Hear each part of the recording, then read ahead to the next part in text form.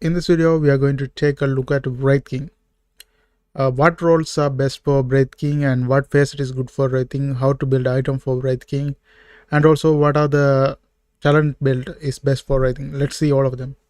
So first of all, if you see, you can see the details in dot above. Currently Wraith King is played mostly as safe lane, offlane or jungle. The success rate is high in the safe lane, the offlane also almost equivalent. Jungle is less successful compared to both of them, and less people play that too. And then if you compare the facets, Spectral Blade is highest successful than Bone Guard, and most people choose Spectral Blade, and still the successful rate is high. It means this is a very effective facet, because if a lot of people are playing and still a lot of people are becoming successful, mean this is working better. But you know, Bone Guard is also good, like to farm fast. I tried both of them, but to farm fast, Bone Guard is really good. Like even if you have tough lane, this will allow you to farm quicker. So it depends on your scenario, like to find out which one works best for you. It's not about, you know, what works best, is what works best for you. So you have to try, like you can try 20 games on this, 20 games on this, then you will have clear analysis of which facet is working best for you. Some people are very good with Bone Guard because that will make them very efficient in farming and stuff, so they can get a good item and then they can dominate the lane. So here let's look at the roles they are playing and then what phases they are choosing for that. Mostly if you see that the safe lane, mostly they are using the okay, so this is a safe lane core. He did pretty good and he's using the Bone Guard. And here safe lane core again choosing the Bone Guard. You know, so it depends on, like Bone Guard allow you to farm faster, so that makes sense. And the item builds are like usually the radiant, they try to get the radiance as soon as possible, because the radiance allow, like if you are Wraith King with radiance and if enemy team is having hard time to kill you, then you're going to be a real problem for them. And also the radiance allow you to get these Bone Guards bonds faster. So the radiance is a real good item on Wraith King. But the thing is, you know, mostly if you see, most people are trying to hit the radiance within 20 minutes. Like if you have hard time farming radiance within 20 minutes, I would suggest go for Desolator, because that one you can get that quicker and start killing people. If you wait for if you can make within 20 minutes, that's radiance is good. Like 20 you can maximum allow 25 minutes in lower rank. Okay. Then you see different build. Sometime the other build to counter as well. Like for example, if there's a Spectre, or if there's a Bristol Bag or any other heroes that break ability is good for them, good against them, then Spectral Blade is good. So here safe lane core do that, and then safe lane core here. So when they go usually when they go Silver Edge. So what I mean is Silver Edge. So like Silver Edge, when they go for Silver Edge, they go with the Desolator, because with this one, with combined with this, it's going to be real effect. And also with the Spectral Blade, this is very powerful. So here safe lane core doing that, safe lane core again, Bone Guard, offlane core picking up Spectral Blade. Bone Guard, offlane core again picking Bone Guard. So it doesn't, like both works, so you have to figure out for yourself which was best for you. Okay, and people are trying to build radiance on safe lane. Even offlane is building radiance, offlane radiance. Okay. For me, the optimal build is the optimal build for Wraith King is you get the magic wand first, and if you're playing offlane, you need a bracer, because they're going to deal a lot of damage, so you have to deal with them. and then face boots, and then some people are directly going for radiance. But if you can get armlets of Mordigan before that, like let's go to the offline course with armlets of Mordigan, because armlets of Mordigan will allow you to farm fast. Here you see armlets of Mordigan in 11 minutes, 12, usually 11-12 minutes. It allow you to farm fast. But people, if they're going armlet of Mordigan, they are usually going. Okay, here another one. This is the optimal build I'm talking about. So first, what you do is you get the magic stick. You don't. It's better to upgrade that too, because this will allow you to, until you get the aghanim shard, it will allow you to have mana, so you don't lose your ultimate. And then you can build it before the face boots or after the face boots. But initially, magic stick and these two works, and then build the face boots, and then complete the magic one.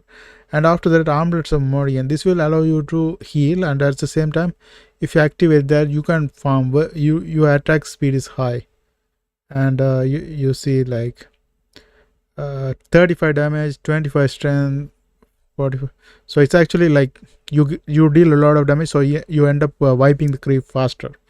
So not the attack speed actually, it's you deal a lot of damage all of a sudden, so you will kill a lot of creep faster.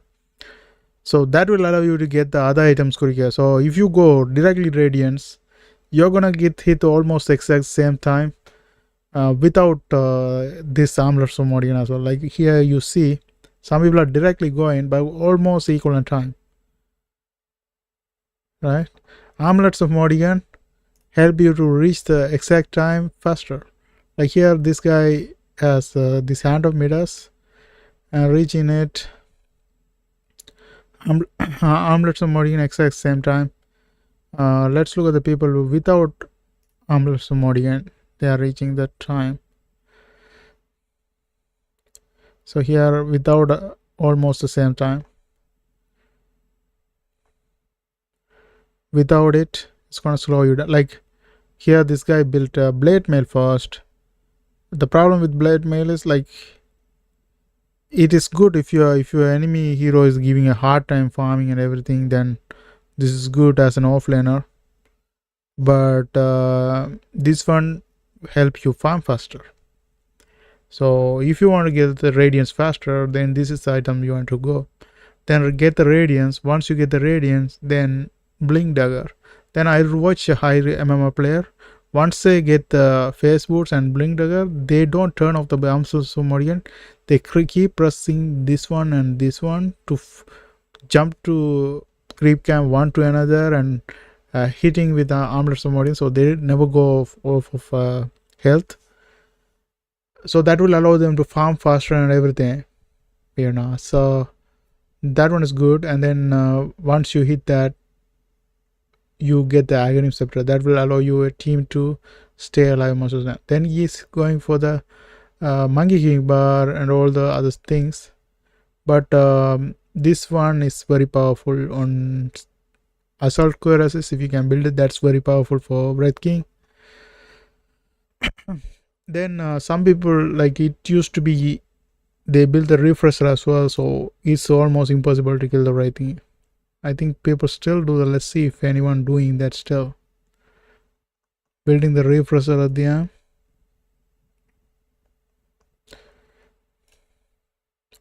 So before you go for the assault cuirasses, you have to ask yourself, is there a lot of magical damage and you can die from there? It's better to build the BKB before the assault cuirasses, and you use the BKB once you die and wake up for the next life.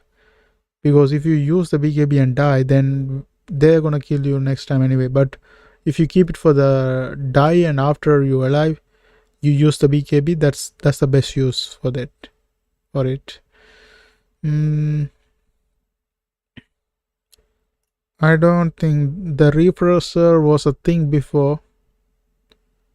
Now it seems like nobody is like buying it. Maybe that's not a good optimal item for Wraith King anymore.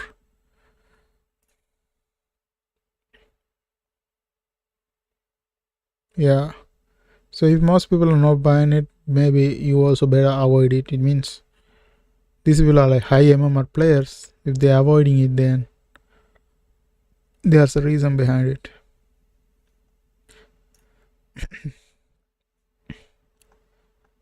So that's the thing, like you've used you to find out which facet works for you. You try with both of them and figure out for yourself which one works best for you.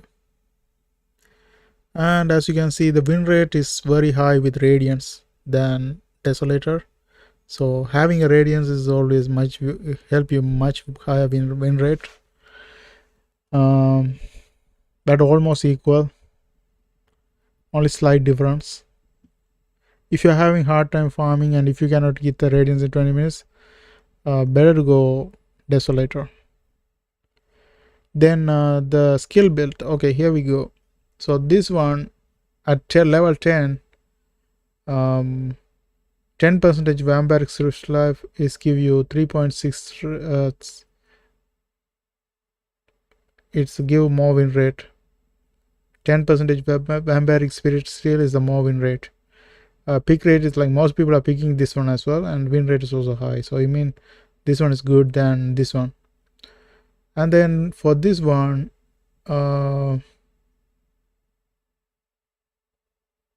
so less people are picking it. +1 Wraith blast stun duration, but people who pick that one have higher success rate.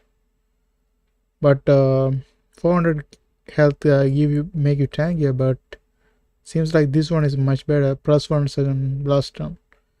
And then if you compare 70%, 30% cleave, 70% attack speed is the one most people are picking, and most people are success at that too, so that's better.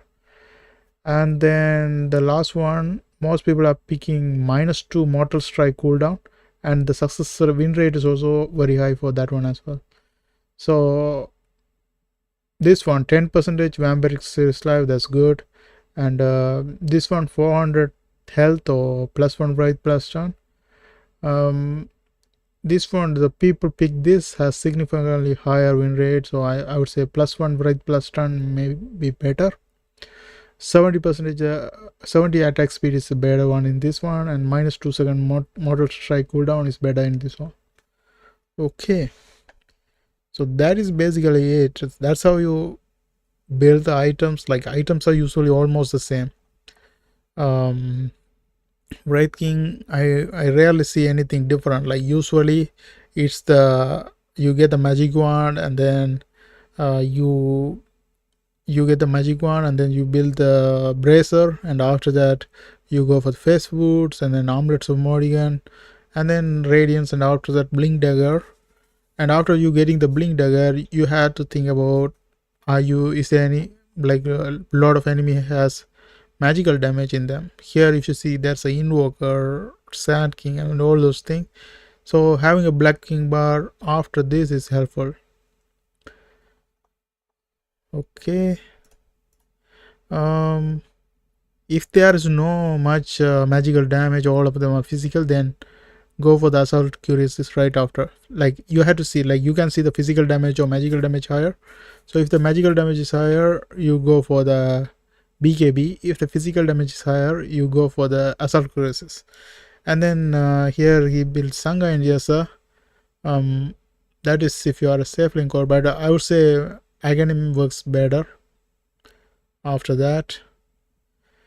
And then Skull Basher is much better like later on, because it will make you more stun. And some people are building Swift Blink. Okay, so 40% pace movement speed and 30% agility. So you gain these when you jump. So some people use strength, overwhelming blink. It depends.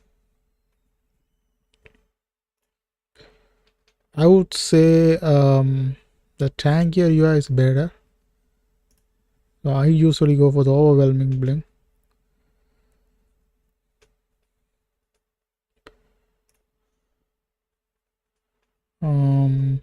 Most people are going for the swift bling. That's also a good thing, I think. Overwhelming bling, and then yeah, equally going for this. So when it comes to this, I will choose, since he is a strength hero, and if you choose this, you have some additional benefit of that as well. And that's it for this video. I hope you guys found this video helpful. Thanks for watching. Don't forget to